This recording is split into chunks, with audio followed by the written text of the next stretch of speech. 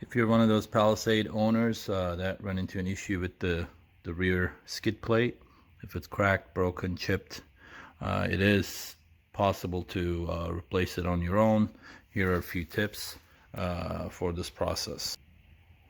You have 4 push pins at the bottom, which you can kind of get underneath the vehicle and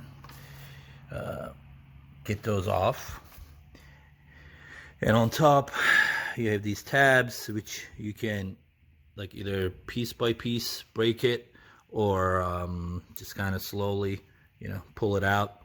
But you're gonna run into an issue where you have a couple screws up top and in the corners, which it's kind of tough to get under and take off unless you take the whole bumper off. You can get to the ones in the corner. I broke this off, but I still gotta get behind there and unscrew it. But these up here, the 2 up here, they're behind, unless you completely take this off. It's almost impossible to get to screw it on. So on the other side, it's kind of the same issue here. This piece that you need to take the push pins off to get to that corner to take and put back the screw. It is pretty tight, but you can actually get to those 2 screws from underneath. The second one is here. It's gonna be tight, but gonna make it work.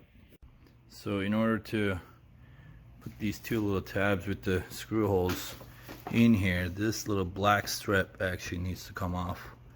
If you don't take this off, no way to put this back in, and the tabs are pretty tight on that, and I just don't want to break it, but we'll see if we can figure it out. This strip, it's tricky. The tabs are tight. Try to push it from behind. Already broke one. So but again, you need to get that piece off in order to put the 2 tabs in here and screw it in. Skid plate is on, but that little black piece was a pain. In the middle it has little tabs, so you can, if you push from behind, kind of pry it off, comes off. But on the sides here, the tabs, you need to really get under it from the back side and push it out. They are tight, and you got to be careful. I mean, unless you take this piece off, there's no way to put this on. So I mean, other option is you can take the whole bumper off, but this was definitely easier than taking the whole bumper off. But again, this black piece was a little pain. The rest of it was easy enough. Okay, so lastly, these 2 tabs, if you can get this black strip off, then you won't be able to put these tabs in. But you might actually be okay even without those, because everything else goes in.